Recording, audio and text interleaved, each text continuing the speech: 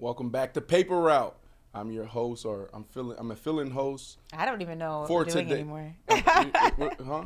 You're the host. I'm the host. We're all hosts. I don't know. Welcome back to Paper Route. Super excited about this show, streaming live every single day on YouTube. Yes, Ashley Nicole Moss spent a hell of a lot of money to go get her journalism degree. Where did you go to school? I went to FAU and I didn't spend a dime. Shout out to my parents. Yes, she did. I didn't spend any money. And guess what? Now she's a YouTuber. So we'll be here Monday through Thursday live every single week, delivering all of the information and news around sports, culture, and some style, because Ashley thinks she's one of the most stylish people in the world. Ashley. That's so funny coming from Brandon, because he will constantly ask, am I the best dressed here? Am I the best dressed? I feel Is this like fit? I am. Like, I never ask that question. You know why? Because when you know, you know. You know what I got mean? it. And I just know. So. Corey, what do we have? Take it away. So listen, guys, we're actually going to start with none other than Aaron Rodgers. Are we going to get a decision today, right? Like, that's the question. But look, B, you created some buzz yesterday, right? Like, on everyone's feeds. What type of response have you been getting? You mean he got messy? Shocker. Yeah. Shocker. Yeah, messy is definitely the word I use. See, listen, I'm not surprised that you would say that, right? Because it's me. That was a joke. No, but listen, you know I like to get messy. You do. I call it tea time, actually. Because tea time is like, because you never expect, like, you know, on our show, usually we have like these big macho guys coming on. And it's like, yo, let's get into our feelings. That's my opportunity to get there and pull back those layers. So what I say is like, let's get messy. So I do like to get messy, but I'm really trying to get guys to be vulnerable. And yesterday I was being vulnerable. I wasn't being messy. What I was doing was saying, like, look, everybody out there in sports right now is crushing. There a lot of people crushing Aaron Rodgers, what he should do, what he shouldn't do. But what he's going through is like a real life human absolutely experience.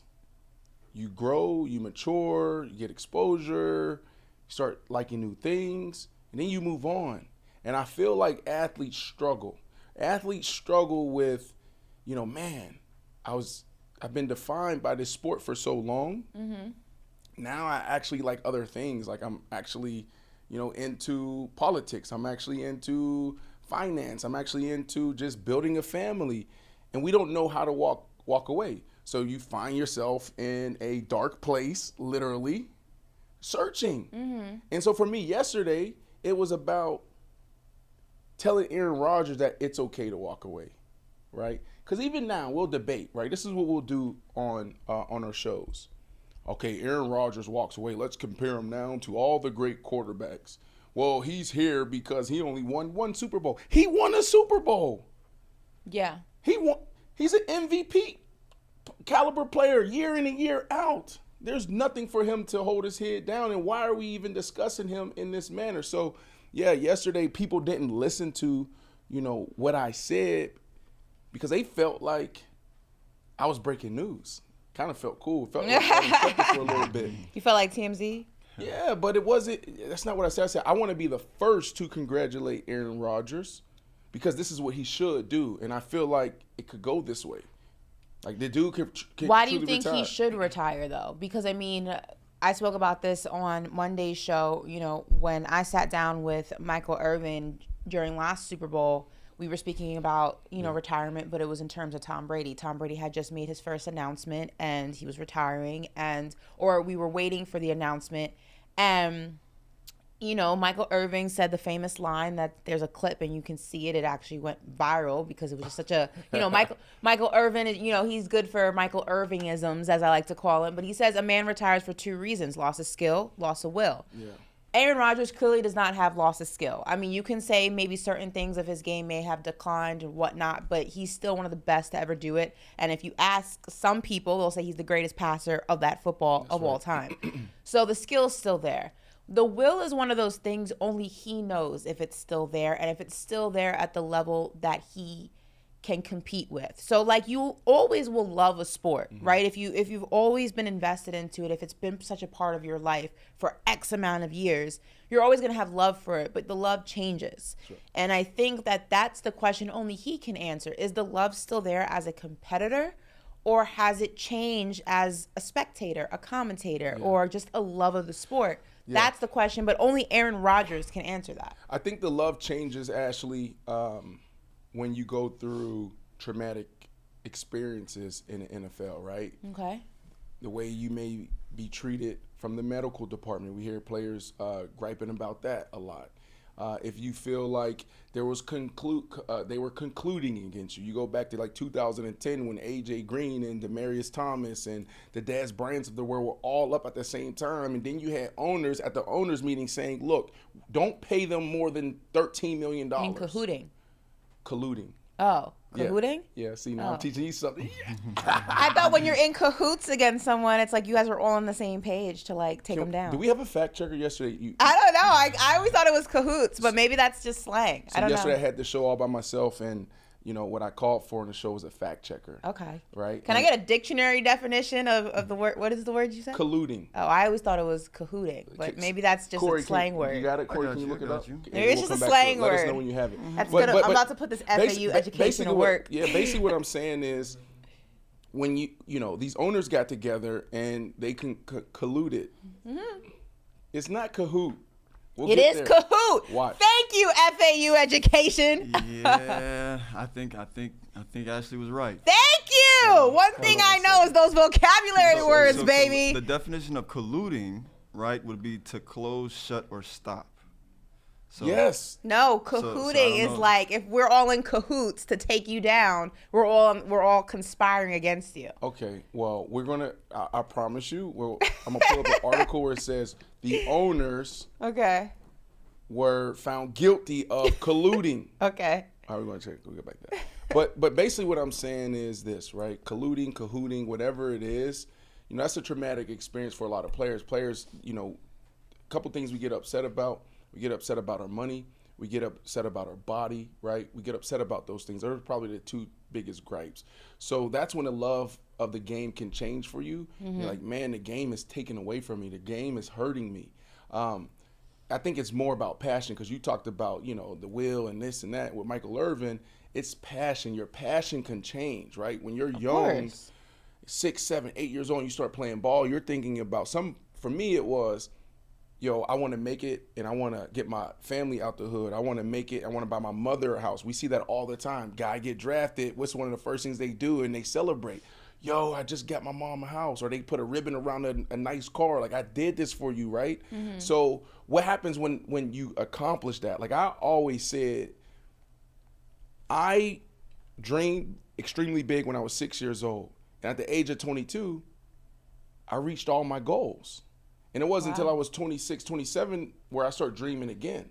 Meaning that some guys don't even know what's after that. So when you start searching like Aaron Rodgers is, things change. So for me, Aaron Rodgers needs to retire because, not needs to retire, he should retire because in football, you got to be all in. And you heard Tom Brady say that last year. But how do you know he's not? Because you're sitting in the cave and you're trying to figure out if you are. We always say this. When you start questioning it, you're done. He may not be questioning whether or not he wants to retire in the cave or the darkness retreat is the proper terminology. He may just be questioning if his future, his last stint is in Green Bay. You know what I'm saying? We're assuming that he's in there contemplating retirement, contemplating the sport, contemplating, whether or not he wants to compete at the Aaron Rodgers level or whatever the Aaron Rodgers level is at this moment in time.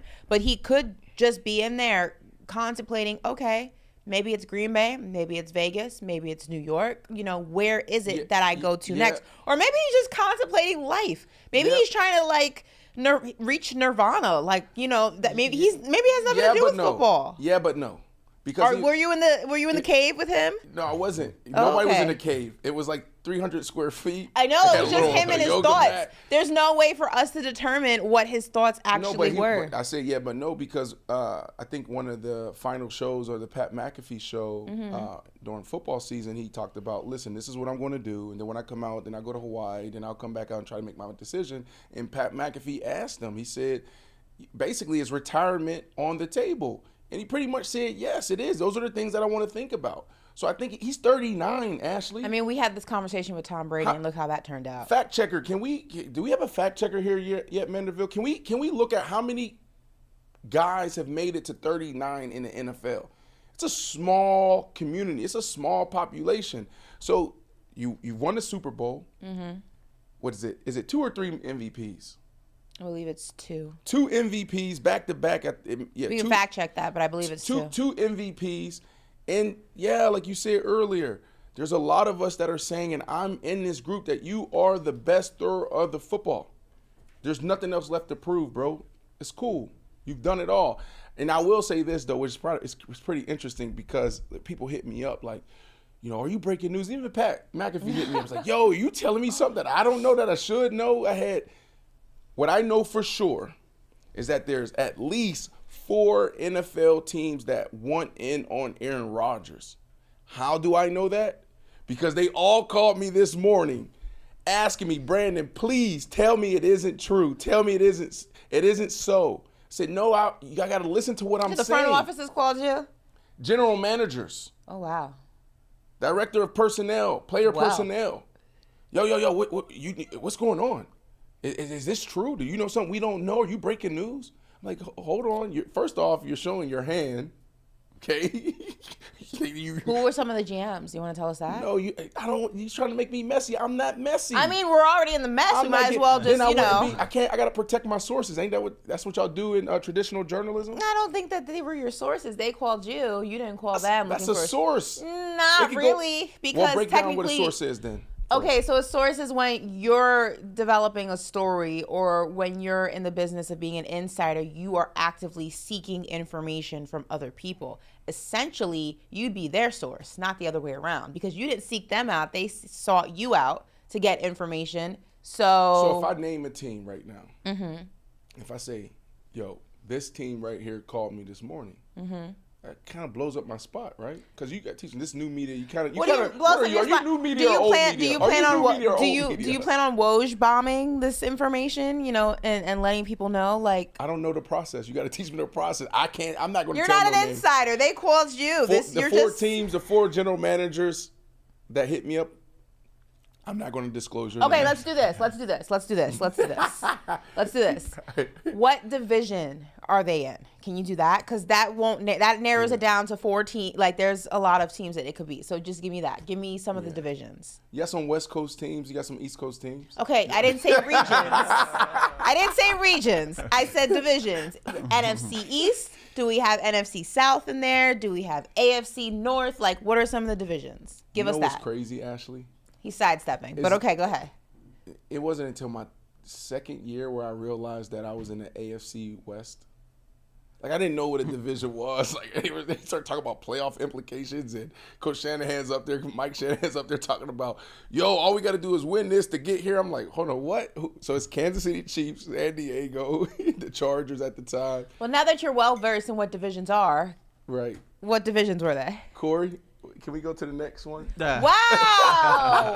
I can't. You're gonna blow up my spot. How? I'm not. You're not giving me. You're not giving me names. You're literally giving me. You're literally giving me divisions. Corey, is she getting messy right now? That's not messy. When Woj leaks information without giving you the whole story, he'll say, oh, a team in the Western Conference is looking to make a trade with a team in the Eastern Conference. That could be literally 15 different teams. Like, it's not giving the whole thing. You can name at least one division. I will say this. More AFC teams. Interesting. That's fair enough. Is that cool? Yeah. Okay. That's interesting. That's Brandon Marshall, the next Adam Schefter, is going to protect his sources. Okay. Oh, goodness. I will not be a sports snitch. A sports snitch? Yeah. Okay, whatever. AFC is interesting because that would be a complete shift. That's right. That makes things a lot more interesting. Okay. So Corey from the bench. Yes, sir. Yes, sir. All right, let's switch gears, right? So let's talk Seahawks. The Seahawks currently hold the number 5 pick in the 2023 NFL draft, right? And they received it actually from the Denver Broncos, prior to the 2022 season when they traded off Russell Wilson, right? But Pete Carroll acknowledged that, they're willing to actually draft a first round, a quarterback in that selection, right? So, like, what is Pete Carroll doing here? What's up his sleeve? he's preparing for the future. I mean, it's really that simple. I know that Gino has had an incredible year, and what was the saying he said? They counted me out, but I didn't call back or something. No, I probably butchered that. Yeah, what was it? What was the saying? What did he say? He said that they tried to. Dang, that was such a Oh my good God, one. it was a bar too. I just remember the last part, but I didn't pick. I don't know. We got to find that. I don't know what it was, but I can't believe I'm drawing a blank on that. But listen, Gino had an incredible season. I think a lot of people were wrong about. We have it. What was it? They wrote me off. I ain't right back. They wrote me off, but I ain't right back. I don't know why I thought he said something about a phone or whatever. Okay. But listen, Gino had an incredible year, threw for over 4,000 yards. I think a lot of people, myself included, did not think that he was going to have that type of a season. Right. I don't think a lot of people thought that he could go ahead and lead a team, especially a team that was just somewhat in disarray after losing Russell Wilson and him moving on to Denver. And you really didn't know what this team was going to look like. You didn't know if they were going to be competitive. Right. And it turned out that they were. They were slightly competitive. They were a team that you were like, okay, there's something here. With that being said, I don't think Geno Smith, in their mind, is their forever quarterback. As well as he played for them this season, he is not the guy that when they think about the future of the Seattle Seahawks and what this team is going to look like and what pieces are going to be there and how they're going to go ahead and try to recreate the Super Bowl era that they once had and being that dynasty that they once were, that team that when they were marked on your calendar, you're like, damn, we got to play the Seahawks? Like, this is going to suck. Right. I don't think they envision that with Geno, and I think what they're doing is getting somebody they can start that process with while still having a quarterback who they can win with. Now, it would be wise to do it that way. Keep Geno, bring a new guy in, have him learn from Geno, and do what, the ideal process is so that when the time comes to make that transition, it's a smooth one and you have a guy who knows the system, knows the front office, knows the coaching personnel. Hopefully it doesn't change too much and it's an easy transition. Will that happen? Don't know, but that's exactly what that game plan is. He got you. Who got me? Pete Carroll? Pete Carroll got you. Why? We had Marshawn Lynch on and Lindell. Okay, here we go with the Pete Carroll thing. Okay, here we go. Right? Mm-hmm. And I asked the question, is he a master manipulator or is he one of the best leaders? And basically what we got to, Marshawn and Lindell White said he's more of a psychologist. He plays games. He plays chess, not checkers. Let me ask you this question. What's your favorite thing to eat? Spaghetti and meatballs. Spaghetti and meatballs. So would the value increase or decrease if you say, I don't want it? Would the value of spaghetti and meatballs increase or decrease if I said I didn't? Yeah, like if I'm sitting there and I like spaghetti and meatballs. I want spaghetti and meatballs. You have spaghetti and meatballs. But low key, let's say you're starting a business, you're trying to sell this spaghetti or meatballs. If you come out and say, I don't want my spaghetti or meatballs, does the value increase or decrease? I mean, it depends on who you're asking. For me, it stays the same because I don't care. I don't care what you want. I want it. It decreases. Okay. That's what happens, right? That's why you hear this all the time. Like, a guy's about to get cut. A guy, you want to trade a guy, and you don't come out and say that. You say, no, I want this guy. He's awesome because the value increases. So your spaghetti and meatballs, if you come out and say that hey, I don't want this, it goes down. We don't want the number 5 pick because we're going to sign Geno Smith, right? What he's doing is he's creating more value. He's making that number 5 pick more valuable. That's what he's doing. Oh, no, we may take a quarterback. There's 4 quarterbacks right now in this draft that can go high in the first round. So him coming out, Ashley, and saying, hey, we may take a quarterback. Guess what's going to happen to the teams that need a quarterback behind him? Start scrambling. Oh my goodness, we need to come up and trade. We just talked, offline about, what other teams could potentially do with the number 1 pick. This is what he's doing, is creating value. That's what he's doing. Because you know why? You just said it. Geno Smith threw for almost 4,500 yards, 30 touchdowns. And throughout the entire year, from an efficiency standpoint, he was a top 3 quarterback. You got your quarterback. So you don't think that Pete Carroll and the Seahawks are realistically and certainly and probably really looking at a quarterback? This is what I believe. I think that's 100% probable or 100% high, but I think that is a high probability. That's exactly what they're doing. They need a quarterback for the future. It's not going to be Geno Smith. Love him, love what he's done this year. He is not the future of the Seattle Seahawks. They need to start preparing for that next era, and he's not going to be in it. Why isn't Geno Smith the quarterback of the future for the Seattle Seahawks? Actually, 4,200 yards. 30 touchdowns, super efficient. Look at his leadership style. He's the first one in, the last one to leave. What are we doing here? Because this is Pete Carroll. Hear what Pete Carroll's saying, though. This is Pete Carroll adding more value to the 5th overall pick. If he says that he doesn't want it, he devalues that pick. If he says he wants it, the value goes up. Geno Smith is going to be the quarterback of the future there. Now, is it going to be 3 years, 5 years? I'm not sure, but that's their guy. They're going to take what they know. They got so many holes. They need some help in the secondary. Jamal Adams, he's coming off a big injury. Love him. How's he going to come back? But you're proving my point. What I'm saying is they'll trade that pick, get more assets, and go build around that team. Think about this, and this is what I always said. First off, why do you think Russell Wilson's gone? Russell Wilson's gone because he's asking their quarterback to hand the ball off on first down, hand the ball off on second down. If it's third and manageable, third and short, I'm going to hand it off again. That's the type of game he wants to play. He wants to win the game in the fourth quarter. Now go out there and make a big play. Any quarterback can get that. You don't have to go out there and go get a top 5 quarterback or a top flight quarterback. Anybody can do that. Geno Smith is their guy. He's compatible with Pete Carroll. Russell Wilson wanted more. He wanted to go out there and toss it around a little bit more. He didn't want to be in the box. So what I'm saying is this is the perfect fit for Pete Carroll because Pete Carroll, the way he likes to play, I'm going to have a good defense, a really good defense. He actually wants a great defense. That's his thing. He's a defensive guy. I'm going to run the ball, which means you have a quarterback that you can plug and play with. That's what's happening. I'm not doubting that Geno is going to be part of this team for a few seasons, a few years. What I'm saying, though, is hear what you're saying. The team needs a lot of work in multiple areas, right?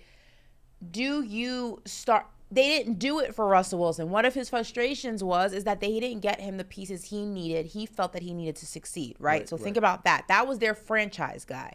Why do you think that a leopard all of a sudden changes its spots and now is going to do all the things and fill in all the gaps that they need for Geno Smith? He is going to be there and help them win for the X amount of time that he's there, whether it's 2 seasons, whether it's 3 seasons, whether it's 4 seasons. But when that team really is going to be at its peak, at its highest potential to once again get back to that Super Bowl era, he's not going to be the quarterback. It's going to be a younger quarterback. It's going to be a quarterback that they drafted, that they molded, that they wanted, and that is going to be the quarterback that's implemented into all of the new things that they are building. Geno is a great quarterback, but that wasn't the quarterback that they scouted, if you will. He was a quarterback that was available, that was the best option and a fantastic option to fill a gap that was left. That was left as once Russell Wilson left. But that wasn't their guy. And you know how front offices and coaches specifically are about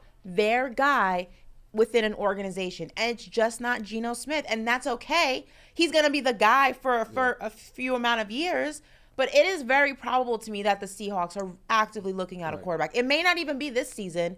Maybe next draft you get one, maybe the draft after that, but it's going to happen. It's inevitable because Geno is not their guy. All right. Listen, I hear you. Maybe we can start another poll. Okay. We had Young Hollywood on the show yesterday, right? He was helping me out. What were you doing yesterday? What did you do yesterday? I wasn't, yeah. What were you doing yesterday? I wasn't, What was Ashley Nicole Moss doing on Tuesday? So, Corey.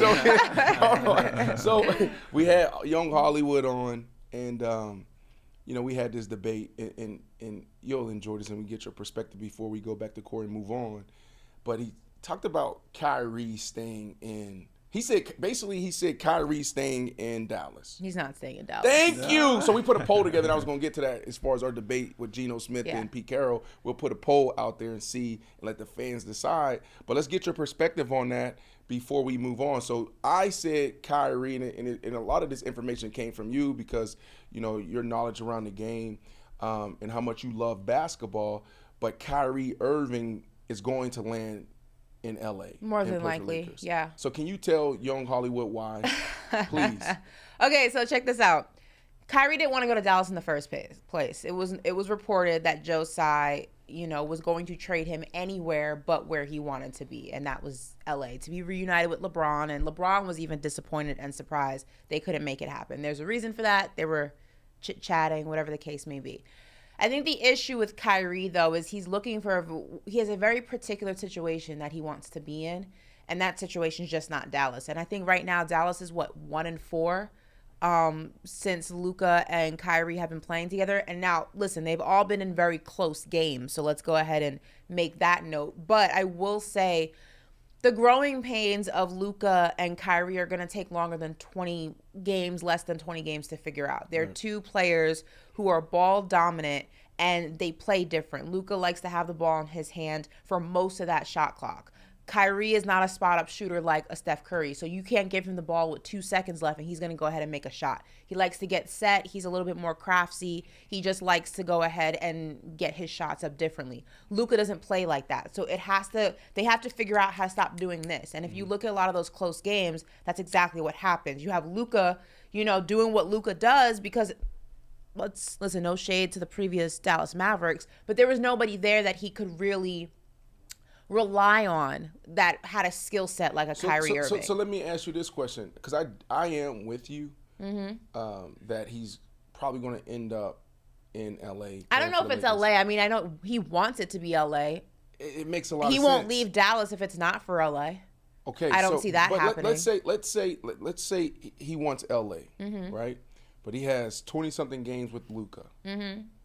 You're doing all of that. But then you're just like, man, this dude's special, because a lot of people are saying that for past few years that Luka could potentially be the face of the NBA here soon, right? He's that good. He's that dynamic. So what if he's there and he's saying like, damn, like LeBron, how many more years does LeBron have, right, at that level? Luka, man, I stay with Luka. Man, we could do this probably a lot longer. Maybe we start our own, you know what I'm saying, a little dynasty. You understand? What if he's there and it's like, you know how sometimes you go on a date with somebody? Have you ever been on a date with somebody? Have I ever been on a date with somebody? Well, no, I'm saying, like, have you ever gone on a date with someone? Yeah. And you're like, let me back it up a little bit. Has there ever been a guy in your life that just like wore you down? There's like, yo, Ashley. Like in a good or a bad way? I'm about to tell you. Okay. So like, Ashley, I want to take you out. And you look at it and you're like, nah, this ain't for me. But then he shows back up a week later. He's persistent, Mr. Persistent. So for about 4 months straight, he's like, Ashley, I want to take you out. And then he happens to say the right thing. And you're like, you know what? I'm going to go out on a date with you. I'll give him a shot. So you're going on this date really because he wore you out. But then you sit down. The candles are lit. The wine is fruity. The music is beautiful. The steak just melts in your mouth.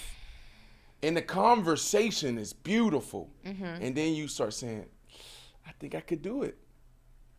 Could that happen in Dallas with Kyrie? Kyrie could be looking at Luka and like, I'm not following what you say. I'm gonna explain this to all the men out there, okay? What you described is a pity date. It's like when you're in the club and this guy keeps pressing you for your phone number. You don't want to give him your phone number and you're like, no, I'm good. And he just won't leave you alone. He keeps pressing you. Now, at 30, it's still a hell no. But in my 20s, it was like, oh my God, here, just take it. And you end up blocking him so he can't contact you anyway. But you just give him the number so he'll just leave you the hell alone. right. That is a pity date, what you described. Like, you keep breaking me down. Okay, I'll go out with you just so you can stop asking me. And then after that first date, it's, yeah, you're really great, but, you know, this is just not going to work for me. And I just see you more as a friend. Right. And right now, Kyrie is, I'm not going to say he's pity dating Luka, but I will say he's there not by his own accord. Now, is it a possibility that he falls in love with Luka and the Dallas Mavericks? Yeah, there we Yes. go. There we go. It's always a possibility. Is it a high probability knowing how Kyrie is and Kyrie's kind of maneuvering when it comes to his basketball business? I mean, he was in love with the idea of Brooklyn and Kevin Durant, and they're no longer, they just went through a divorce. So what you're saying he's is a serial dater. He's a serial. But you know what? Let me give you I'll another tell you this, though. There's always the one that got away.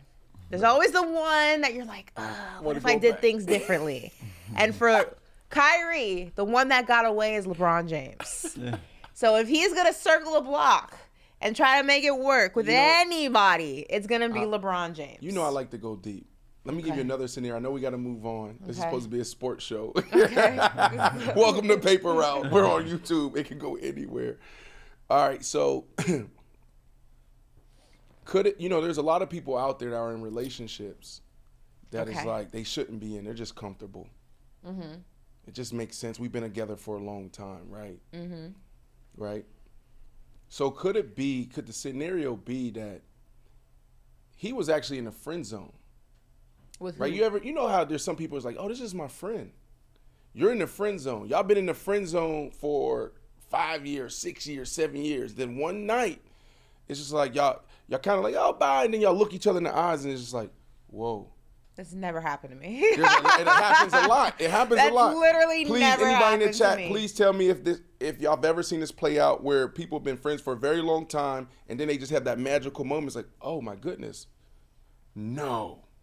Has it happened to you? It happened to you? Yeah, it happened to Young Hollywood. Are y'all still together? Well, there it goes. So that's he said my we're thing. cool, but so we're that's my thing, because cordial. you said he didn't want to go there. He was in the friend zone. It's like, man, it just happened. And you just kind of ride it out Like because I said, it's easy. there's a Because possibility it's easy. that he falls in love with Luka and the Mavericks. It's going to happen. I think that it's a convinced higher now. probability he spins the block on LeBron. I think that that's where he's always wanted to be. And I think that, Joe Tsai being petty and the situation, he didn't get traded there. But Kyrie is going to have all the decisions in his corner come this summer. Maybe they get LeBron. Maybe they go out there and say, LeBron, you come here. So it's Luka, LeBron, and Kyrie in Dallas? Yeah. Okay. Mark Cuban, that's a lot of cash that's coming out of your pocket because that luxury tax is going to be out of this world. He has it. He has it, but this is Paper Route, our daily show. Sitting here with the lovely Ashley Nicole Moss. We're talking about Luka and Kyrie and LeBron and dating and Aaron Rodgers sitting in dark holes. And will he retire? Will he not retire? Ashley's trying to make me messy, and she wants me to give up my sources. She went to school for this. Why would she put me in this position? If there's 4 general managers calling me and giving me information or saying, Brandon, please tell me it's not true that Aaron Rodgers is retiring because we want him. Well, they ain't really say that, but they're kind of showing their hand. Why would I go out there and say, yeah, this team, that team? Why would I do that? I don't understand what Ashley Nicole Moss is trying to accomplish. But I'm so excited, Ashley. I know you might want to respond to that, but I'm excited. I don't. Before we throw it to Corey, I want to say I'm excited to sit with you. This is our 3rd day. What are you excited about with Paper Route and what we're going to do over the next 6-7 months? I'm just excited to give people a different, outlet to go ahead and get sports talk and debates and stories and things like that. I think there's options out there. I think a lot of them may be, a little bit redundant and, people are so accustomed to them. So I think everyone's looking always for new vibes and energy, and I hope that we can provide that for them. So I'm excited about that. Dang it. That's what I love about this format, because we can literally do whatever we want. It's on YouTube. A thought right here, and you can always tell me, Brandon, land the plane or it's time to move on. Keep me on track. You're my accountability partner on television now, okay? What's some of the biggest battles that women in sports fight? That's like a 3-hour show. Well, give it to me in 3 minutes. I please. think one of the biggest is, well, two of the biggest, I think, would be one that you're there for like some sort of affirmative action requirement. So you're there to fill the quota. Like every show has to have a woman on it. So you're, the token woman that they went ahead and plopped in that seat so that they didn't get sued or they weren't looking at, being looked at crazy. When you're a woman of color or a black woman, that's another level of affirmative action. Oh, she's only there because she's black and they needed a minority to sit in that seat. And, they needed a double minority because you're a woman and a woman of color. So that's one. I think that the other major one is that you can't possibly know the sport that you didn't play. So because I never, threw a touchdown pass, or I've never caught a touchdown pass, or, I've never, guarded Giannis in a game, you can't possibly know what you're talking about. But it's weird because men are given like this weird DNA pass, because last time I checked, Skip Bayless never played professional basketball. Stephen A. Smith was never a quarterback of a team. There are a lot of men who are commentating or within the sports world, whether as reporters or analysts or hosts, and none of them have ever played professionally. But I think they're given a pass because, they're men. It's in their DNA. So those are the two probably the biggest obstacles for women in this field for sure. Let me ask you this question, and I could get in trouble by HR here.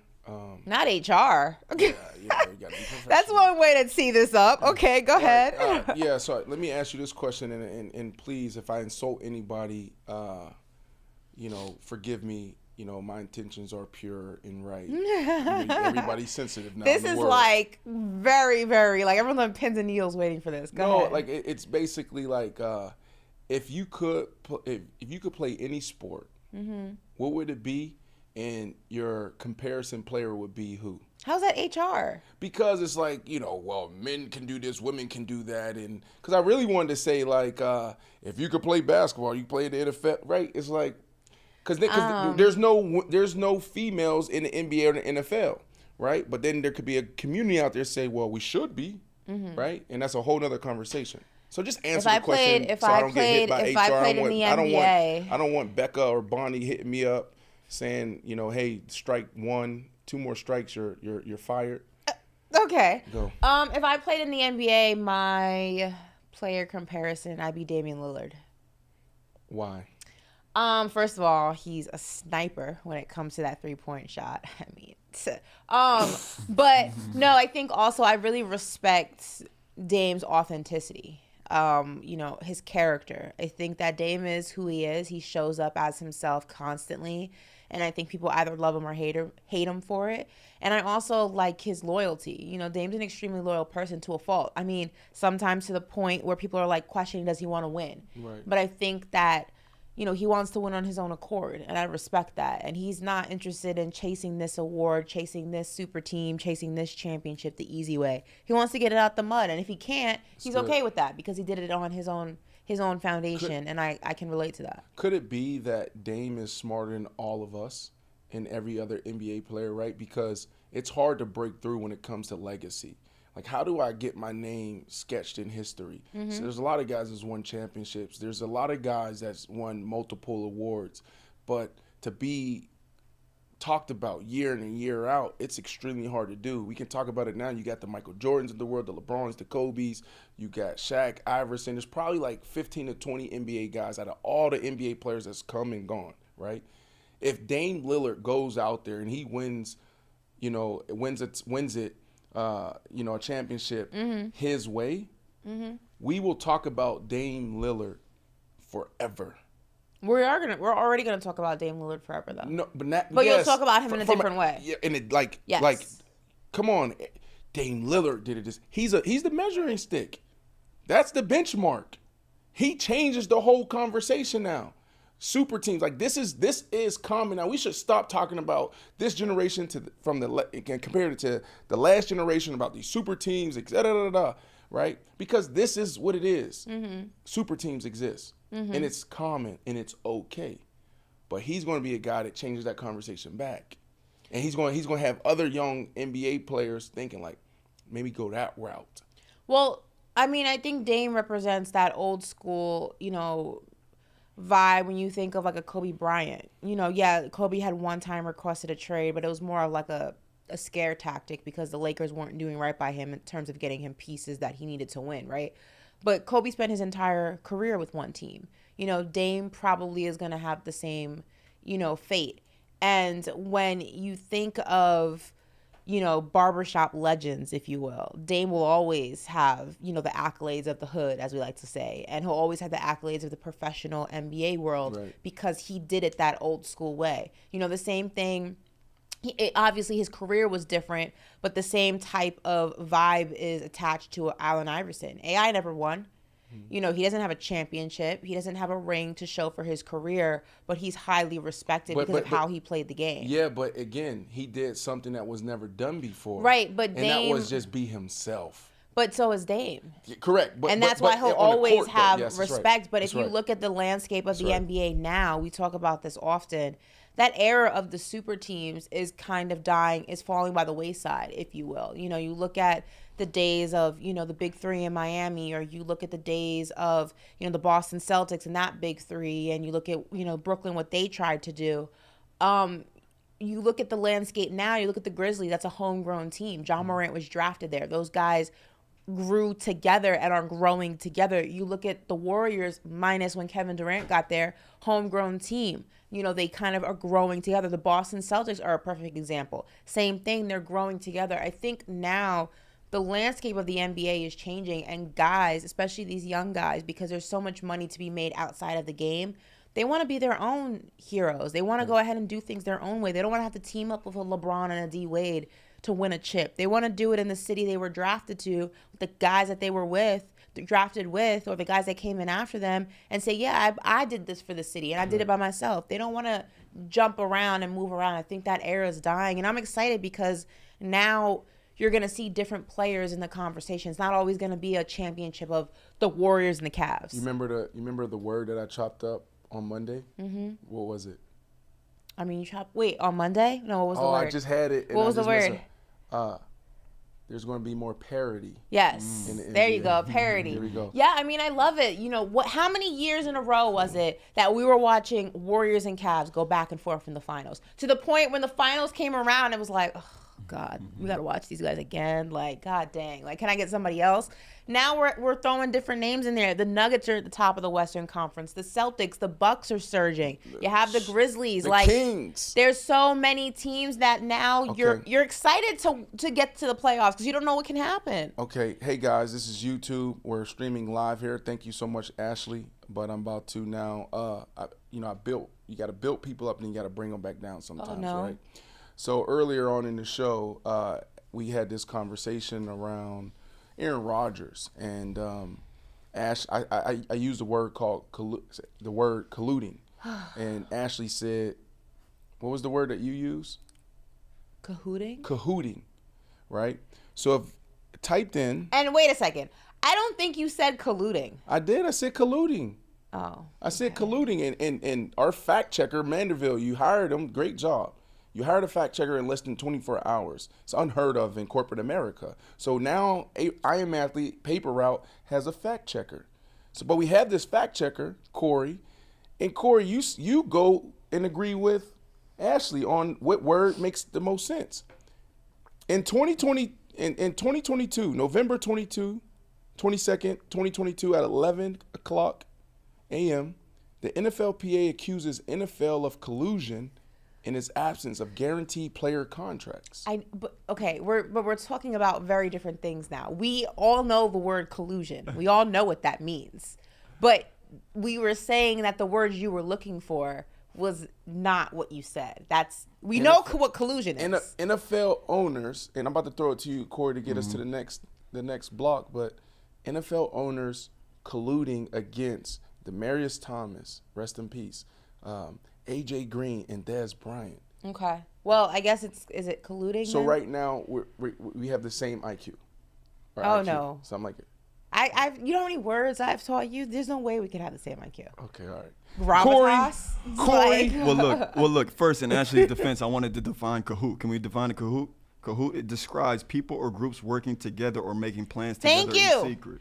Thank you. Thank you. That's Look, the word you were looking for, sir. He's trying to defend himself. No, that's what cahooting means. That's what we're in cahoots. You've never heard that before? Yeah, but everything I've read over the past 10 years in the NFL, when they talk about the owners coming together, it's colluding. Yes, collusion is the action. Like, collusion's the ideology, but cahooting or to be in cahoots is essentially what happens when you're all in collusion. Okay. It's you're agreeing to conspire against somebody or take somebody down.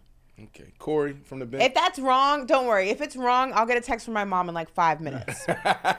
Because she is huge in grammar. So if that's wrong, I will know in about 5 minutes. So don't worry.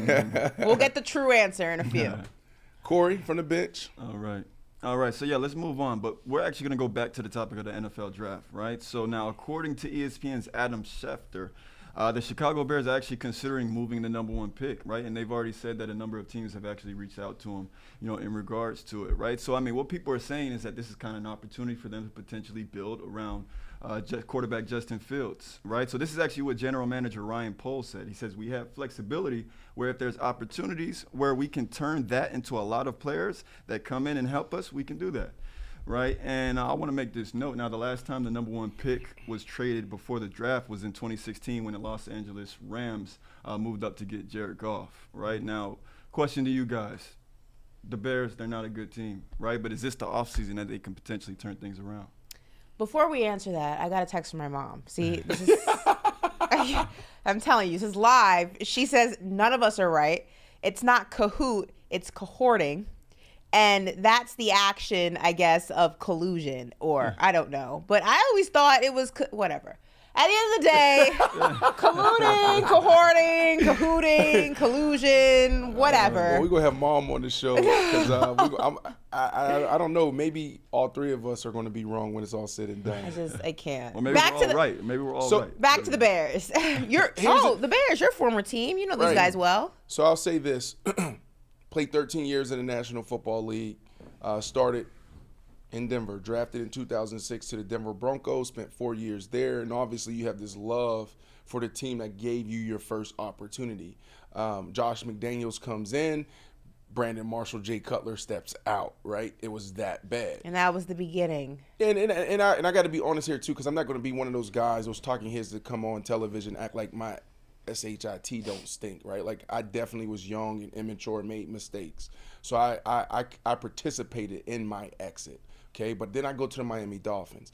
That organization's a mess, a terrible experience. I like to talk about dating a lot of times, so I'm gonna say this was like a one-night stand. That's what the Miami Dolphins stint was for me.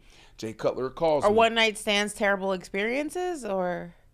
What was I mean, I've never had one, so I don't know what that's like. But is it a bad experience? It can be if it's a bad experience, yes. Oh, okay. If it's a bad experience. So that's what the Miami Dolphins was for me. Then Jay Cutler calls me, and he's like, yo, let's put the band back together. I get traded to the Chicago Bears, and I'm saying all that to say this, that I freaking love Chicago. Great city, I felt by the like way. my energy, this blue-collar approach that I have, I fit that city. I was in this big, beautiful city, but it was so small. It wasn't New York. Obviously, nothing's like New York, but it gave me that New York feel, but that was that Midwest vibe, right? Midwest, like hospitality. Right. Yeah. Everybody knows your name, all of that type of stuff, right? So it was awesome. And then we implode. And I'm sitting back and I'm looking at why we're imploding. Lack of leadership. Obviously in the locker room, players, me included, but it always starts at the top. And I'm saying this because I love Chicago. I love the Bears. And I think the city of Chicago deserves better, right? And the McCaskies, right? If they don't get this right, the general manager's name is who, Corey? It's Ryan Poles. What is his name? Ryan Poles. So this year, when you look at the compensation in 2006, if you want to compare it, right? Like the last time this happened where a team moved up that trade up to the number 1 pick was 2016, like you said. 2016, the Rams move up and they take Jared Goff. They trade with the Tennessee Titans. They give up what, Corey? Read that, please. What did they give up? So they gave up their 15th overall pick, right, to move up. It was 2 second-round picks, right, the 43rd and the 45th in that draft. A third rounder, right, the 76th pick, and the Rams' first rounder in that following year, right? Their first and a third round pick. They got all of that just for that number 1 pick. And that's a whole lot. If they don't get it right now, and if this isn't the offseason that changed the trajectory of this organization for the next 10 to 15 years, not only does this general manager need to leave and be fired and probably banned from the NFL. Wow. Because you can't mess up all this everything that you're about to get and receive. Because you got Justin Fields. We're not doing that. Go build around Justin Fields. You need a whole lot of help. Because if you go get a quarterback, you're going to put this quarterback in harm's way, and he's going to be the next. Absolutely. Okay. Not only does the general manager need to be fired and never given that opportunity again, maybe he could be a scout, but he can't be a general manager. You can't mess this up. You get one shot. You got 2.5 years to prove that your picks matter. But also the McCaskies. The McCaskies need to really consider walking away, selling the franchise. For not draft for okay. Because more than listen, likely not going to happen, but I like the energy. Listen, come on. This franchise shouldn't be at the bottom of the barrel. You know this why long. it's not going to happen? Players want to play in Chicago. It's one of the greatest cities not in the States, but in the world. You know why it's not going to happen? I'll tell you why it's not going to happen. I'm a Cowboys fan. I know this firsthand. They're not selling that team. Whether it goes downhill, uphill, mid-hill, they're not selling the team. I have sat through numerous bad seasons of the Dallas Cowboys. And you know who still owns the Dallas Cowboys? Jerry Jones and the Jones family. The owners would be the last. They would blame everyone. They'd blame Corey for their shortcomings before they went ahead and sold that team. Are you for real right now? I'm serious. Corey would take all the blame for all the shortcomings of the Chicago Bears. Heck, they would equate every single issue that is with the Chicago Bears. They point it in your direction. Oh, it's Brandon's fault because if he never came here, we would never. It would be your fault. It just would never. It's always the owner last. I mean, that's the unfortunate part of it, but it's not going to be the case. But I do agree with you with this. I will say, you have Justin Fields, who I'm a big fan of. Right. I think he has the potential to be a great quarterback in this league. He has the intangibles. He has the talent. He's just, I've met him numerous times. He's just a really nice guy. Like, you enjoy. He's a little, dry sense of humor, but that's okay. I don't mind that. But he's he's the type of guy you want as your franchise quarterback. If you don't do right by him, I don't know if the fan base will ever forget it. And I think that that's the most dangerous thing, because you look at, for example, a Joe Burrow. Joe Burrow's first year in the NFL, what were all the fans of the Bengals saying, and fans of the NFL in general? Get this man some help. He can't, otherwise he's not going to have a career. And they got him help. And they got him help. The Chicago Bears need to do the exact same thing and do right by Justin Fields. And if they don't, they cannot blame him. They cannot blame the coach. They cannot blame this person, that person for all their shortcomings. It is on them. But here's the problem, though, Ashley.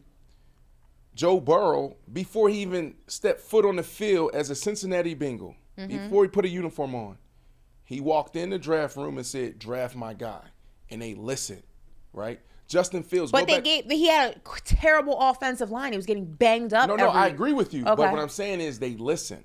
Yes. Justin Fields get drafted. They don't do nothing for Justin Fields. Hell, they don't even put him in the right position. You scout a player. You spend all these resources going back and forth to Columbus to sit down with this guy. You're sending multiple scouts, general managers. Hell, maybe even the McCaskies flew their private plane there. You know who he is. You know what makes him great. You know what makes him tick. You put him into this system that is not even close to fitting him. So I'm saying all to say is it took him 2 years, because what you just said, he's a great guy, humble, hard worker. Yeah. Do you not remember the press conference last year where he said, "I'm tired of this"? Yes. Vocally, publicly, pushing the organization, said, "I'm tired of this. I did not come here for this." No, right? I agree. So what I'm afraid of, Ashley, is that they may not listen to him like they listen to Joe Burrow. That's a high possibility, but that goes to a deeper underlying issue within the NFL, and we know it. It's no different when we have the head coaching conversation. about how some coaches are given multiple opportunities and the goalpost of failure or success is constantly moved for white head coaches, and it's not for NFL black head coaches.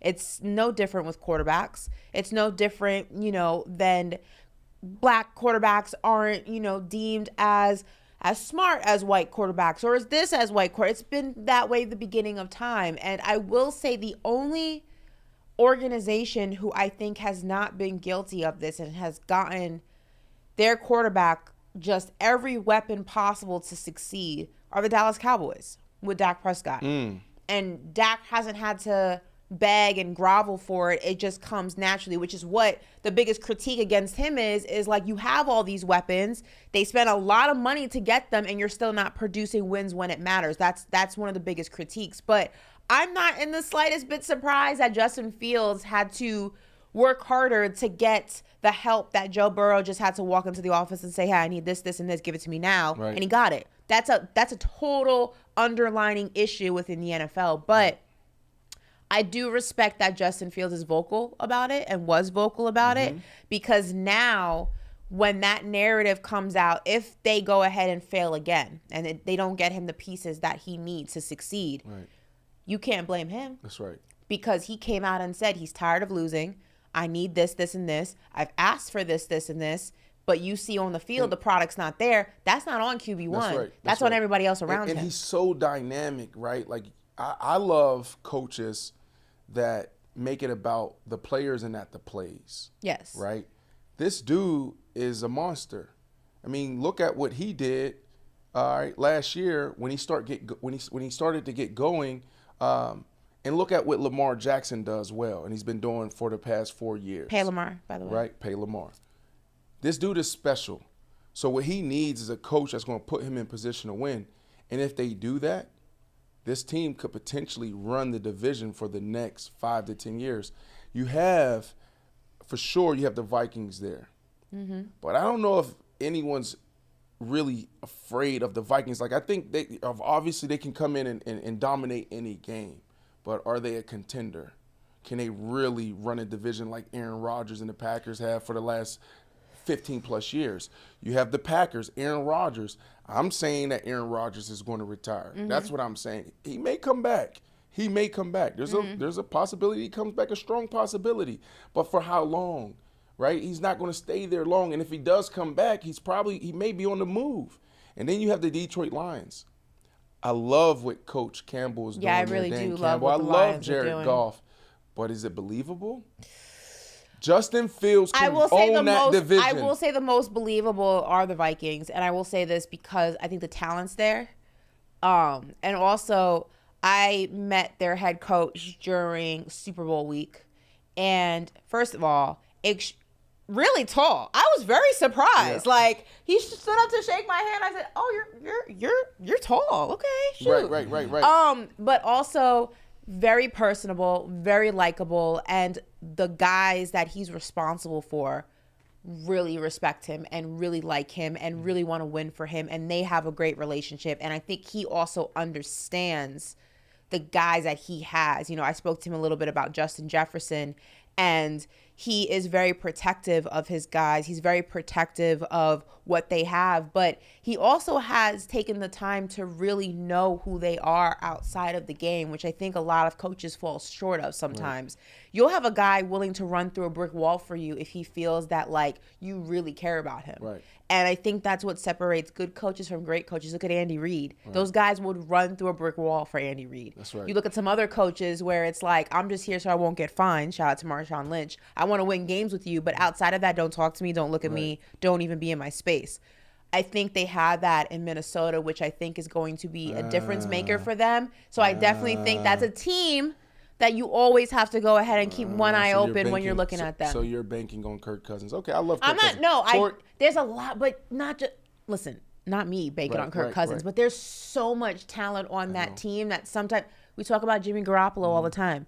Jimmy Garoppolo was average. He did what he needed to do to win games, but everyone around him made him look exceptional, and that's what made that team so dangerous. Or maybe Justin Jefferson. I think the same thing is in Minnesota. It's everyone around him makes Kirk Cousins look dangerous, but he's really not. Right.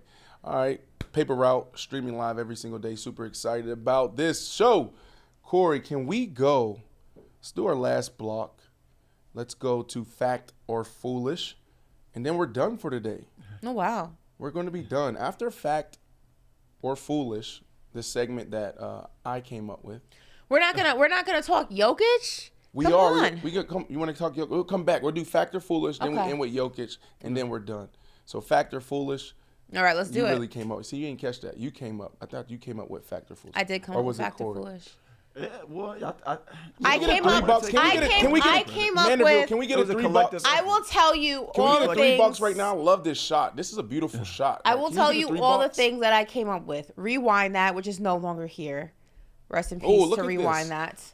at this shot. I did come up with word on the tweet, which also is no longer here. That's actually 2 out of my 3 contributions are not on this rundown. Okay, What's I up love with it. that? Look at this contribution and Mandeville's contribution. Look at this 3 box. Yeah, Isn't we this looking- beautiful? we looking good. We How looking about our good. production team? Look at the coloring, the lighting. Look at this digital Corey, board. why Jazz. do you look like Steph Curry, like a Curry brother? Hey, listen, I probably get that about twice a day. Like I've heard that. literally I've heard Steph, that plenty of times. Steph and Corey. Yeah. They just forgot to give you an S name. I shoot just like him too. Yeah, If you wanna- okay. Sit If up you a want to little. find out, come learn about it. He looks like a Curry brother. Can we gotta do like post it on like social, a side by side. Not a side by side. We gotta impose Corey's head in like a Curry dead. family photo, and see if long-lost brother. The and see if long-lost Curry anybody notices the difference. I'd be very surprised to see if anyone picks up on that he's not a Curry brother. My dad jokes all the time, like if I just went to the Bay Area and wore Curry's like jersey or something like that, I'd You get probably pictures would. with fans. You don't even have to do that. You can just walk outside. Just go to walk the out there. design district, dressed in like Curry Well, type. they think we all look the same anyway. But hey, can we go to Fact or Well, Foolish? how about this? How about we take a break? We take a break and we come Why back, we and gotta take then, a and then we're gonna go to Fact or Foolish. That's a How good about that? idea. How Good about job, that? Corey. Yeah, Good job, Curry. Let's take a break. Let's take a listen. break. We'll come back to Fact or Foolish, our favorite segment that I actually came up with. Ooh. Yeah, And we'll talk Jokic. No, but how about I got I some gotta things give we gotta get credit. off our I gotta give chest. credit. I gotta give credit because one of our producers, JP, came up with the name. He came up with the name. I came up with the concept. Yeah.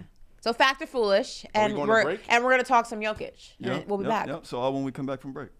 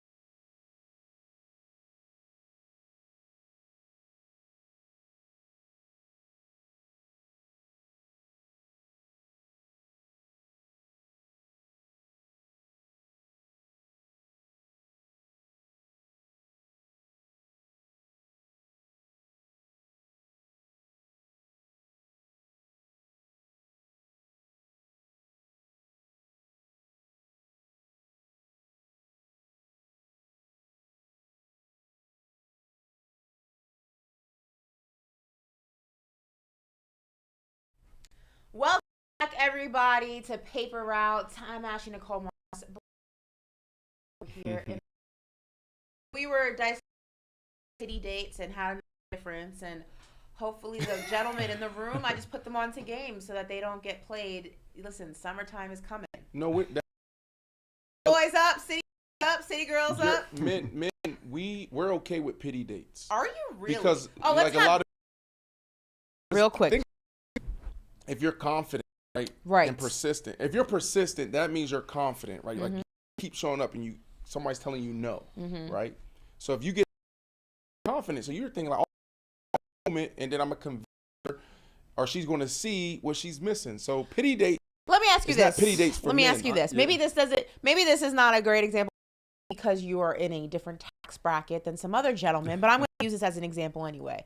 Say you are a regular 9 to 5 working guy and you go ahead and spend $200 on that you think is with a girl who really likes you. Mm-hmm. Come to find out it's a pity date. You don't have a problem with that? Because you think, oh, I can win her. It was a pity date. She was hungry. Yeah. She wanted a free meal. You were taking her to Prime. She can't afford her own accord, but you can, and she thanks you for it. But it's thanks. I think this is what I would say. Boys will be upset. Men won't, right? Really? Boys, they're thinking that, they're thinking something. Mm-hmm. Right? They're like, oh, I know I'm going to get something. This has to. Men is like own game. Mm-hmm. Men will say, you know what? I know if I invest this that there may not be no return, meaning like more time, another date, a kiss or whatever. So I think you got to look at men versus boys. Okay. Well, what's the poll in the room? We got men or boys in the room. How do you feel about it? As a raise hands, I'm going to do a count so we can tell who here would be pissed off after spending $250 on a first date just to come to find out it was a pity date. Girl went out with you because she was hungry, you were annoying her, and she just wanted to get out the way. We got one vote. We got two votes. Wait. So There's only 4 men in this room. So the question is, are we mad about that? Are we going to be mad Are you pissed about it? Like, yeah. Brandon said, like, with the expectation. The only thing I'm worried about is, all right, like, I got to step up to the plate. Like, I got to consider that, no, this ain't going to be no pity. Like, all right, so we got the Curry brothers. That second date. That's a man. Boys apparently, yes, and two men. There you go. There you go. It's the battle of the men versus the boys. We are split down the middle, folks. So, what type of woman is going to give everything up for $250? No, not give it up. But you literally only went out, annoyed her to the point of turn. Oh my goodness! I want the pity date. Corey, save us from the pity date, Corey. All right. So, yeah, we're going to get started with Fact or Foolish, right? So this is a segment, again, where I'll read a statement, and Brandon and Ashley are going to determine whether if it's fact or foolish, right? But they have to give their reasoning. So, first, with the departure of Katie and Kyrie, Ben Simmons will now revive his career. Fact. Listen, this is what I'll say. It's more foolish than fact. But I'm because in the mindset of people. Ben's in a tough spot right now. Shit or get off the pot. And I am banking on Ben Simmons looking himself in the mirror, doing all the work he needs to do to be the Ben Simmons that he should be. It may not be who you want him to be, Ashley, or who Shaquille O'Neal wants him to be, wants him to be, but this dude is Magic Johnson. He can play. I say his defense is better than Magic's. He's a point guard. He's 6'6", bringing the ball up. He's dishing. He's a facilitator. I understand this generation of NBA players and how we play the game now is totally different. We need guys to score. I would say no. I say it comes down to coaching. Give me a guy like that all day that can play his role. And it was the perfect situation in Brooklyn. KD and Kyrie next to him. I don't need 25 points from him. I don't need 20 points from him. Just give me 10 and 12. Fact. Ben gets his career back on track. Fact, fact, fact, fact, fact, fact, fact, fact, fact, fact, fact. It's foolish. And, you know, I'm very big on, I've always, you know, my career has been, the foundation is being player friendly. So it's very clear there's a mental block there. You don't go from what he was in Philly to what he has been now without there being some level of a blockage. With that said, I think people have to accept that he is not the Magic Johnson comparison that he once was. And this whole narrative that you don't have to score in the NBA is not factual. You have to be able to at least give me 10 points a game. You have to at least be able to look at the basket and say, I'm going to make it or I'm not, but I'm going to take the shot. Because what happens is when you're on the court, right, and you're playing 5-on-5, if you know there's a guy who's not willing to even look at the basket to attempt a shot, what happens now is you're really playing 4-on-5 because the defense is going to go ahead and double one of your best shooters, which takes from your offense. So he has become a liability on that front. Now, defensively, very gifted. Can go score 1 through 5 as a facilitator, very gifted. He can go ahead and do insane passes and things like that. But you have to be able to score on this narrative that you don't. Not every team is the Warriors. Draymond Green can get away with that because you're playing with Steph Curry and Klay Thompson. You have so many shooters that, and Draymond, for his credit, I will say this about Draymond Green. Is he the most efficient? Is he the most efficient rather offensively? No, he's putting up 8 points a game now. But Draymond will attempt a shot. He'll brick it probably, but he's gonna attempt. He's gonna attempt it. So what you have to do is that as a defense, you have to guard him because you don't know if that one shot that he takes or the multiple shots he attempts in a game, you don't know which one he's gonna hit. Now you know it's not gonna be a lot of them, but you're not willing to take that chance. That's where Ben has to overcome. Self-check. That's the blockage he has to overcome. You talk about attempts, and we'll move on to the next fact or foolish. How many three-pointers has been attempted in the month of February?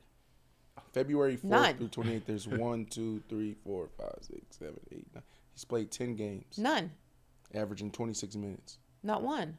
One.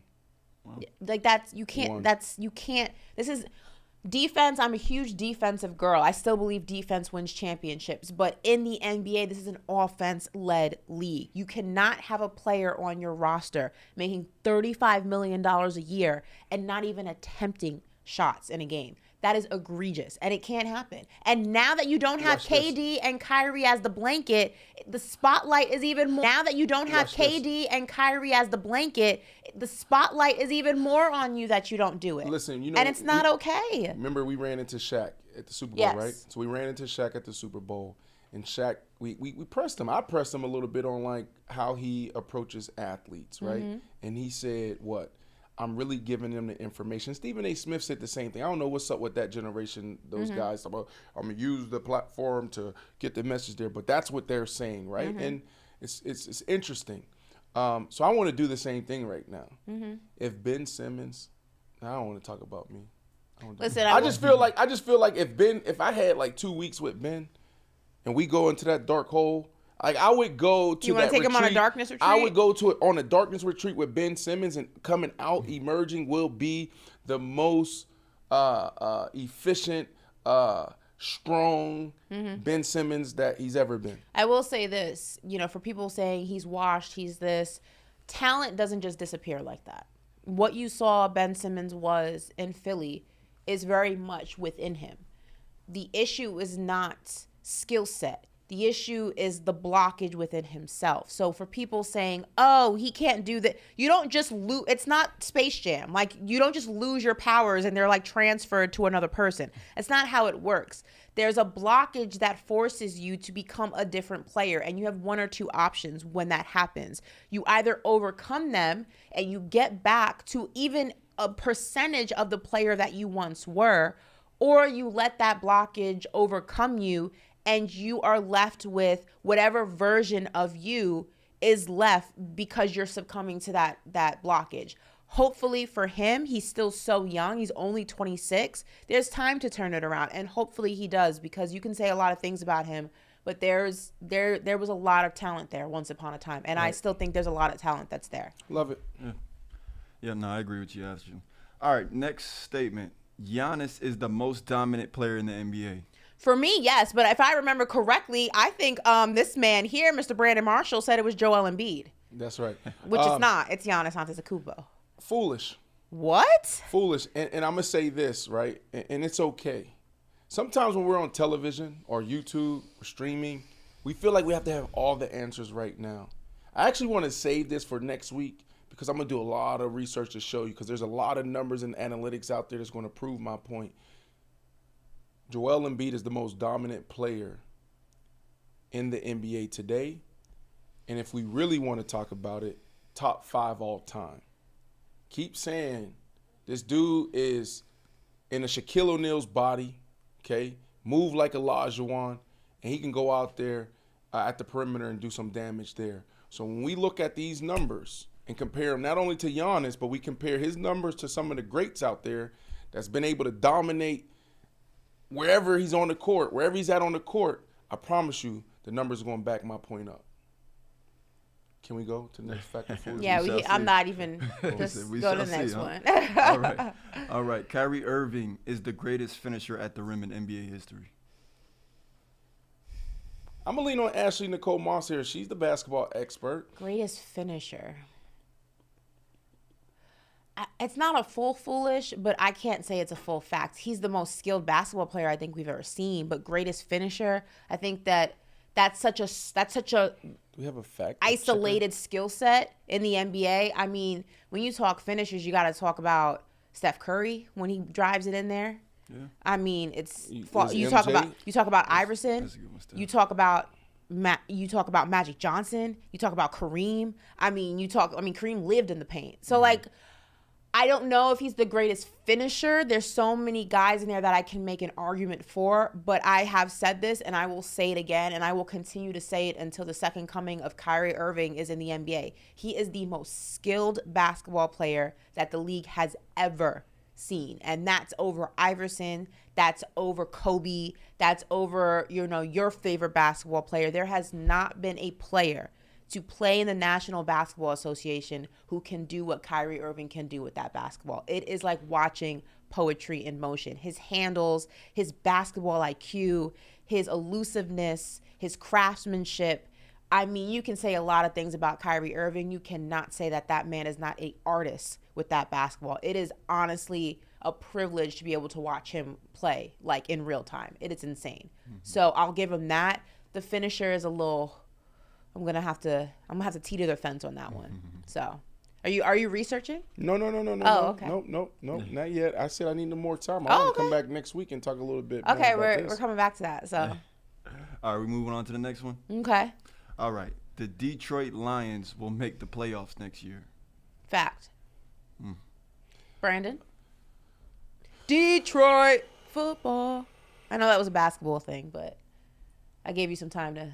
So what I would say about the Detroit Lions making the playoffs next year, this is foolish.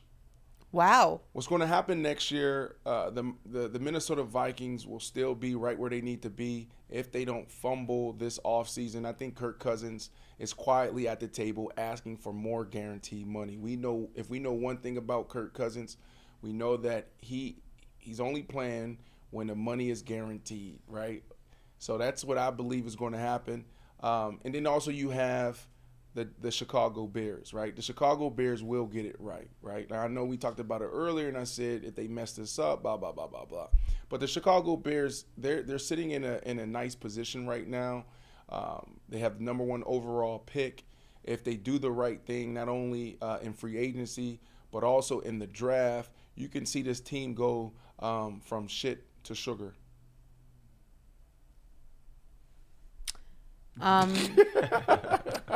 Jalen, listen, I know I mentioned Jalen Rose on this show on Monday because he's a good friend of mine. He's family. I don't feel the same about your Detroit Lions. Do not take that out on me. If you have any smoke for what was said about the Detroit Lions, this man, you know where to find him, at Brandon Marshall. Detroit, don't come for me. I've thoroughly enjoyed your city the few times that I've been there. I think that the Lions are cooking. Are they going to win a championship anytime soon? No, but I do think that you start to see a much more competitive Detroit Lions team, and I think that you start seeing them in that wild card round. You start seeing them give some teams a little bit of a tough time, and I think that it's only a matter of time before they start making a serious run. That's a good football team. Okay. And I think it's, for me at least, it was surprising that they were as good. Right. I did not think that last season they were going to look the way that they looked. And if they can build on that, that's a team you got to look out for. They're going to give you some trouble. They were one of the hottest teams the second half of the season last year. Listen, fantastic. Okay. So. What we got, Corey? Yeah, well, now I'd say I agree with that. That the Detroit Lions, I think they're going to make it happen next year. All right, next one. Josh Allen will win a Super Bowl before Joe Burrow. Foolish. I think that Joe Burrow, that snow game, going into Buffalo and beating the Buffalo Bills was a turning point for this rivalry. I think that Joe Burrow has shown that if you didn't think he was in that conversation of Josh Allen and Patrick Mahomes, you sure think he's in that conversation now. Yeah. I think that they are a season away, maybe 2 seasons away from winning the whole thing. Right. I am a huge Joe Burrow fan, have been since he got into the league. But I think when you look at that team as a whole, that is a team that is not that far away. It's happening a lot sooner than I think people are ready for. Ashley, I think it depends on how they handle the quarterback's contract, right? We know this. When you pay the quarterback, other things suffer and other people have to sacrifice, right? That's where the league is today when it comes to compensation around the quarterback. I am high on Joe Burrow, and I do think this is foolish. But I don't think it's foolish for those reasons. I think it's foolish because there's some teams out there that handle loss terribly, right? Think about the last we saw of them on the sideline. Stephon Diggs and Josh Allen, they didn't say much, but little Diggs little contention there. I don't know if Diggs will be there next year. Wow. I don't know if Stephon Diggs will be in Buffalo next year. It's just like it just feels weird. Well, I will say this. We spoke to Vaughn at Super Bowl, and he did speak to the fact of how close-knit that group is because there's not much else to do in Buffalo. And he spoke about how Josh Allen has the guys at his house, and they do a lot of off-field bonding.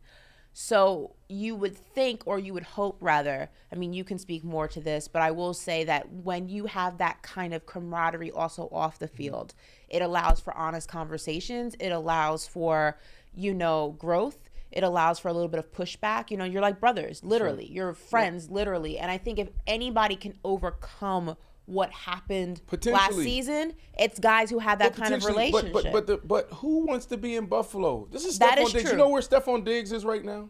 Probably Miami. No, he's in Milan. Milano. It was for Fashion Week. You gotta tell the people I'm half Sicilian. Half Sicilian. Yeah, but Milan is not. No, I will not. Do it. Milan is not. Say hello. How are you doing? Ciao. Give me a little bit more. Ciao Italiano. Oh. There you go. Boom. Right. So he's in Ciao Italiano right now. This dude is traveling the world. It's Paris Fashion Week. He was just in New York 3 weeks ago. He's in LA. He's in DC. He is a big city guy.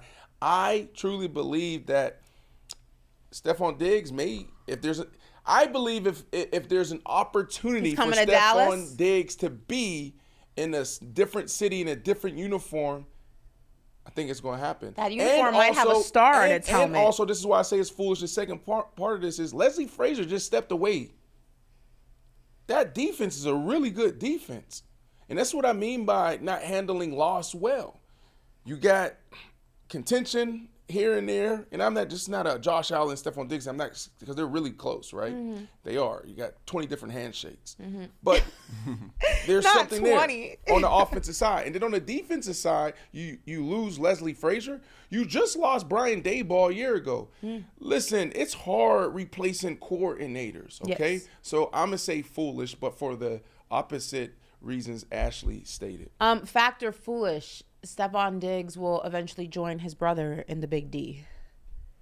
Fact. Ooh, Dallas. Fact. Woo! Stephon Diggs, before it's all said and done, will be in Dallas. And they're going to have 2 big bags. One's going to have a big Birkin bag. And that's Trayvon Diggs. Trayvon Diggs. No. Trayvon Diggs is going to have a nice, what is it called? A go yard. He's going to have a big go yard bag, and I'm projecting that's going to happen sooner rather than later. And then also Stephon Diggs, I think he may be out in doing some fashion stuff with Bottega. Is that what's the brand's called? Bottega Veneta. Say it again. Bottega Veneta. And that's going to be a big bag filled with money in Dallas before it's all said and done. And I'm not saying this is going to happen over the next 6 months or so, but over the next few years, I definitely see a Diggs reunion. I like that. Corey, let's end on a good note. Go to the next one. Well, look, y'all want to get messy? Ashley, you want to get messy real No, quick? I don't want to get messy. I don't like to get messy. I'm over getting messy. Let's get messy. We're going to get messy. The single game record for catches will be broken in the next 3 years. Goodness. I don't know, Brandon, will it? Oh my Fact or goodness. foolish? Go ahead. Fact or foolish? I'm going to sit here and just enjoy this one. 21. 21. So, yes, they're trying to get messy right now because I've held down this record for a minute now. I don't know how long, but it's been a minute. I think it's a hard record to beat because like all stars have to align. No, let me tell you why. It's not about like I think there's guys that's out there that's capable of having 30 catches, 40 catches in a game if they have that many targets in the right situation. But think about this. When you're up and you're winning, what do? You run the ball, clock management, right? So what has to happen, you have to have a dynamic quarterback and a dynamic receiver that has a relationship where, you know, they're attached to the hit, right? Even that, when I was just talking about Josh Allen and Stephon Diggs, I think as a receiver, that's some of the contention. It's like, yo, like, give me the ball. Like, in the biggest moment right now, you're not getting me the ball. Go through the playoffs. How many targets was Stephon Diggs getting in the biggest moments? There's contention there. So it has to be a guy like, and I'm going back in history, like a Ben Roethlisberger and Antonio Brown. Ben Roethlisberger's getting his guy the ball, right? So it has to be that type of dynamic. And then also you have to be in a situation where you're losing. Because when you're losing, that's when they're going to target you. And it has to be a close game. So I think it's going to be hard for this record to fall, but it's definitely going to fall. All records are meant to be broken. So this is, what was it? What was the question? When? Well, Well, in the next 3 years. seasons. In The next 3 years, when we seasons. see 3 it- years, when yeah. we see it soon. Foolish. Ooh. 5 years. We did the 5 funk. years. We did the 5 funk flex years. 5 bomb years. sound. No, you know what? It might take. It's not going to happen till the 20th anniversary of the record. Is that what the script says? Yeah, that's what the script That's what the says. script says? NFL is The on NFL the script script. says. Got it. I didn't get the script, so I'm just trying to, peek at other people's scripts. But yeah. Okay. All right. 20th anniversary. If that actually happens, hold on a second. If that actually happens on the 20th anniversary, Right. the whole gotta make that narrative note. about there being a script for the NFL will never go away because that was awfully specific. I'm just saying. I'm not How saying many it's years has scripted. it I'm been? just saying that was very specific. How many years has it been so far? I can't speak today. Golly. I'm not a mathematician, You're but saying since you set that record. Yeah. Was that 2011? was it 12? No, I think it was 2011? No, because it was 2010. It's been 14 years. It's close. Can we fact check that? I'm Do doing we it have right a now. fact 13, checker, or did we 12, fire the 13 fact years? checker? It was in 2009. Oh, It was in wow. 2009. 15 years. It's been 15 years. Yeah. Jeez. I'm that old. Putting it to perspective. All right, let's go to Joker. 2009. Where was I in 2009? 2009, I was. Where was I in 2009? Jeez. I was in high school. Yeah, You're I think a I was in baby. 8th grade. I was in high school. What year? I was a freshman in high school. A freshman in high I was either a school. freshman or I was going into my sophomore year. Jeez. Oh I my graduated goodness. high school in 2011. So, Golly. Yeah. Jeez. I'm old. Yeah. I'm old, guys. Well, look, you want to get to the next fact or foolish? I Let's think do it. We got another good one. You want to go to the next one? Let's do it. All right, let's do it. So, in the next 5 years, a receiver will eclipse the 2,000 yards in a season. Fact. Ooh. The game is changing. Yeah. In the next 5 years, a wide receiver will eclipse the 2,000-yard mark. We were so close with Calvin Johnson. Oh, I wanted Justin Jefferson to do it. So close. And I think it's going to happen sooner rather than later because the game is changing. The game now, it's pass first. And it's the business. We talked about this yesterday. The NFL is a media business. How do you get viewership to stay at an all-time high and continue to increase? Score more points, right? We just saw the XFL launch. XFL, from week 1 to week 2, their ratings drastically cut by 50%, right? They're not scoring enough points. It's not enough. And then also you're taking on this giant. That's a whole nother conversation. But anyways, the mark will come down soon. Will it be with any of the current wide receivers in the league? Tyreek Hill is one that can get it done. Tyreek Hill, Diggs, Davante Adams. Davante Adams had 100 catches last year. He had a sneaky great year, right? Because we're so used to talking about Davante Adams as the guy. Last year was the first year in a very long time where we're talking about other guys as the best. Justin Jefferson, Tyreek Hill. So many guys had phenomenal outings. But Davante Adams is still right where he needs to be. He had 100 yards, 100 catches, 1,500 yards. So if anyone's going to do it, I think it's those three. Tyreek Hill outside of Justin Jefferson. Justin Jefferson, he's not even – is he 27 yet? You have Tyreek Hill, Stephon Diggs, and Davante Adams that can potentially take it down within the next 2 years. That's what the script says. So clock that. We'll redline that, underline that, see if that comes true. But if it does, the script is scripting. Corey? All right, so we actually got one more factor of foolish, right? But first, so the director of player personnel, Duke Tobin, yesterday at the Combine, was asked questions regarding T. Higgins. And, we actually have a soundbite of, what he said. Okay. Let's listen to it. Do we have that soundbite? We're on YouTube. We can take all the time we want. Yeah. We don't have these big partners and brands that's telling us that, we have to go to break right now. Well, so before we do that, hold on 1 second. Let's do this. All right. While he's getting our site together and preparing this video, big shout out to Celsius right here. Got it? Boom. Big shout out to Celsius, right? I just want to take time to say thank you to all of our subscribers, all of the entire squad. It's been rocking with us, coming back week after week on I Am Athlete. Got a lot of dope things happening. We just launched season 4, and we're just now getting started, right? We got so many cool people that's committed, biggest names in hip hop, biggest athletes, NBA, NFL, hell, even soccer. So just keep coming back. We're also playing around with something else that's going to come here soon. Another thing is, and I'm holding this up, is Celsius. As you guys know, when you bet on yourself and you say, you know what, I'm gonna go from the traditional route, take the traditional approach and going on YouTube, becoming an influencer or YouTuber, you need support, right? So one of the things I don't want to do, and we talk about this all the time, is oversaturate our platform with brands. We want to keep it authentic and real and as organic as possible, but we also want to make sure that we're focusing on the content and not the money and not the brands. But we do need partners to come in and partner with us in a real way. You guys know I got House of Athlete on. I'm big on performance, big on health and wellness, and Celsius being a clean source of energy means everything, not only to the House of Athlete side, but also I Am Athlete. And we want to continue to partner with the right folks. So hit us up and tell us the brands that you love, what type of sweet deals you want us to be asking for on behalf of y'all. So thank you guys so much. We'll see y'all next week. Anyways, I did that because I'm waiting on, boom, our clip, and we got it. So, yeah, this is Director of Player Personnel, Duke Tobin, on T. Higgins.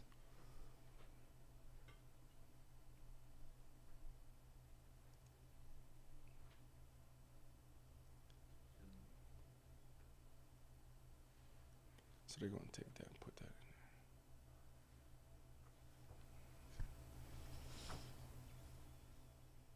And there you have it, right? So guys, I want to know, is T. Higgins an essential piece for the Cincinnati Bengals? Fact or foolish? Well, first of all, we met him at the That's TikTok installation at Super Bowl. Really cool guy. It was my first time meeting him. I enjoyed it. So just want to put that out there. Give him some flowers. Very nice guy. Yeah. Very nice guy. He, very gracious with his time. Has so much going on. I think he was partnering with Old Spice, so he's making his rounds there. The question is he an essential part of this team? Yes, sir. Fact or foolish? Fact. Absolutely fact. Fact, absolutely. But it's foolish for us to think that you can keep the band together, right? Because you're going to pay Joe Burrow.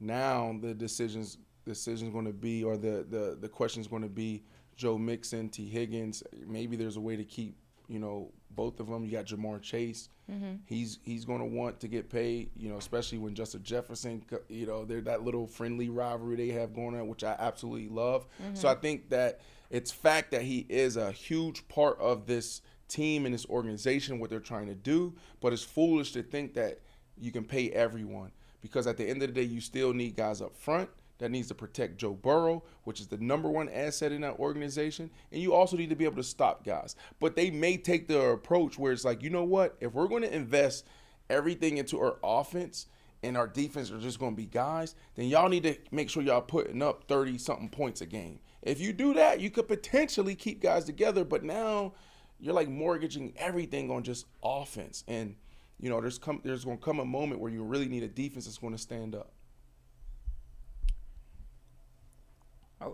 We wrap that up? Are we done with Fact or Foolish? Yeah. So I was wondering if you wanted to give your take. So now, look, we're gonna switch gears, right? Okay. So last night, I like switching gears. Yeah. No, so last night in the NBA, right, Nikola Jokic actually made history. So, in the Denver Nuggets 133-112 win over the Rockets, Jokic actually became the 6th player in NBA history to record 100 career triple doubles. Last night he finished with 14, 11, and 10. Right, but just to put this into perspective, right, now courtesy of ESPN Stats Info and Sportsnet Stats, Jokic accomplished this in 582 games. Now, the only other person that did that sooner was the great Oscar Robertson. He actually did that in 277 games. And he also joins Russell Westbrook and Oscar Robertson as the only players to average a triple-double in 3 straight months. So that's an incredible feat there, right? But question to you guys, is Nikola Jokic the clear frontrunner to win his 3rd MVP in a row? Yes, and I'm going to talk to this camera right here. It's fact or foolish? It's fact. It's all the way fact. And for everybody who's up in arms about the anomaly that is Jokic and says that he doesn't deserve to win 3 MVPs in a row because LeBron didn't get one, or Jordan didn't get one, or Kobe didn't get one, take that hate out of your heart. I'm going to give you guys some numbers. There's only been 3 players in the history of the NBA to do what Jokic is on the verge of doing. Bill Russell, Wilt Chamberlain, Larry Bird. All right? He is in the conversation to join the greatest of the greats. All right? He also has a true shooting percentage of 69%. Also, he's averaging around 24, 25 points on a usage of less than 30. That is unheard of. He is the most lethal offensive weapon in the NBA. And the conversations about him stat padding and doing all of these things to go ahead and further just implement him as the 3-time MVP are so egregiously disrespectful. Y'all should be ashamed of yourself.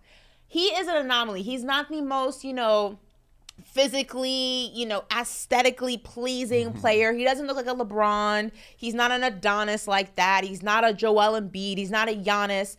He is a guy who goes ahead and does just incredible things without being this pillar of physicality. On top of that, for people to go ahead and implement, he's stat padding. Jokic doesn't care about MVPs. He doesn't care about accolades. He doesn't care about getting drafted last in the All-Star game. He said, this game is not for me. I don't care. He wants to win championships. He wants to bring championships to Denver. And he is doing it at such a high level that anybody who cannot appreciate what this man is doing is just a hater. It is absolutely incredible to see that he has been able to do this 3 years in a row. And listen, that's not a knock to Embiid. It's not a knock to John Morant. It's not even a knock to Jason Tatum and all the other guys in the MVP conversation. But if we're talking ladders, Jokic is here and the rest of the guys are here. It's not even close. He is the 3-time MVP. He is going to be the 3-time MVP, and he's joining the list of those names that I just mentioned. Like it, love it, don't, it's happening. That's the show. I think we can see you guys tomorrow. That's Paper Route. Super excited. Again, I think I've said that 10 times today. Super excited about this show. We're continuing to get better. I know there were some technical difficulties on the audio side, but we'll continue to grow into it. We'll learn because we're YouTubers. Like I said, Ashley Nicole Moss and her parents spent a lot of money on her getting a degree because they wanted her to be, the next big thing on, YouTube. the local news station or the No, biggest news station. I never went to school to be a local news anchor. That's such a lie. Don't listen to that. And Brandon Marshall played in the NFL, and now I'm a YouTuber at 38. I will say this though. I We're did take multiple political science classes in college because I'm super into that. I did think at one point I was going to be on CNN. But the news was just too depressing for me. It was too depressing? Yeah, the only times I really enjoyed getting into news debates were for civil situations, Right. like George Floyd riots and things like that, and during the election year. But other than that, I didn't want to report on there's another war happening. I didn't want to do that. So I shifted gears real quick. I like it. Shifting gears. Yeah. Paper Route, sports, culture, style, maybe some politics. We'll No. see you guys tomorrow. Love.